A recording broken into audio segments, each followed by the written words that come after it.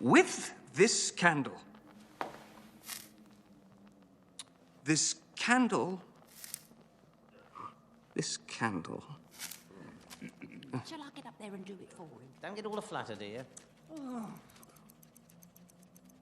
Right. Oh, right. With this Hand.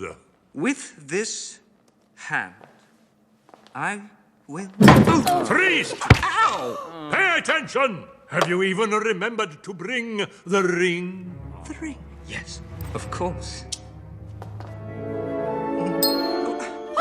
Dropping the ring! He's dropped the ring! This boy doesn't want to get married!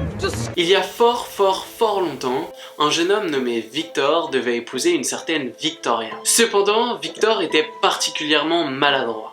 En effet, le jeune homme avait beaucoup de mal à prononcer ses vœux de mariage. Et lors de la répétition générale du mariage, non seulement Victor ne parvint pas à prononcer ses vœux correctement, mais en plus, il mit feu à la robe de sa belle-mère. Le mariage fut donc reporté de plusieurs jours. Honteux et désespéré, Victor décida de se réfugier dans la forêt pour répéter son discours et être prêt pour le jour J. Miracle! Au bout de quelques heures, Victor parvint à prononcer correctement ses vœux et mimer chaque geste pour le jour J, y compris celui de mettre l'alliance à sa promise, puisqu'il alla jusqu'à passer l'alliance à une branche d'arbre. Enfin, c'est ce qu'il croyait, car ce n'est pas sur une branche d'arbre que Victor fit glisser l'anneau. En effet, sans le savoir, Victor passa son anneau de mariage au doigt d'un Maccabée. Un Maccabée nommé Émilie, une jeune femme qui était décédée des années plus tôt. Au moment où Victor passa l'anneau au doigt d'Émilie, celle-ci se réveilla. Elle lui dit qu'elle était très heureuse de trouver un mari et qu'il pourrait vivre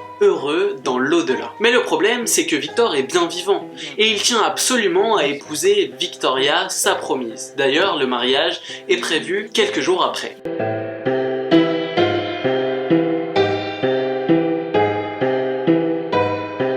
Voilà à peu près le pitch des Noces funèbres. Ce film de Tim Burton m'a toujours beaucoup fait penser au mythe des androgynes de Platon. Platon nous dit qu'autrefois, il y avait 3 genres. Les hommes, qui étaient en réalité constitués de 2 corps d'hommes. Chaque homme possédait donc 2 têtes, 4 bras et 4 jambes. Il y avait également les femmes, composées également de 2 corps de femmes. Et il y avait enfin les androgynes, composés d'un corps d'homme et d'un corps de femme. Et ce que nous dit Platon, c'est que ces hommes doubles détenaient une force absolument immense. Si bien que les hommes décidèrent de défier les dieux de l'Olympe. Les dieux, pour punir les hommes, décidèrent de les couper en 2. Et depuis, ce que nous dit Platon, c'est que chaque être recherche sa moitié. C'est ce que l'on appellerait aujourd'hui l'amour. Et dans les Noces funèbres, c'est exactement la même chose. Victor et Victoria sont des âmes sœurs et ils sont faits pour être ensemble. Déjà, ils portent le même nom. Ensuite, ils se ressemblent beaucoup physiquement. En effet, ils sont tous les deux très bruns. Tous les deux sont assez timides et réservés.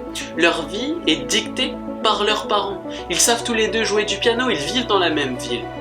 Tous les deux constituent un tout, inséparable. Ce sont de véritables âmes sœurs. En conclusion, ce que l'on peut retenir du mythe des androgynes et des noces funèbres, c'est que l'amour, c'est avant tout le manque. C'est le manque de sa moitié originelle. Victor et Victoria sont de véritables âmes sœurs, et rien, absolument rien, ne peut les séparer. Même lorsque Victor se marie par erreur à Émilie, il finit par se séparer d'elle. Et il retrouve Victoria, avec qui il était destiné à se marier. Dans ces 2 histoires, l'amour apparaît comme le seul remède à la solitude et à la misère des hommes. Et ce qui est intéressant dans ces 2 œuvres, c'est que l'amour est présenté comme quelque chose de brut, comme quelque chose de vrai, de fort, et non pas comme une marchandise comme on peut le voir dans plein de séries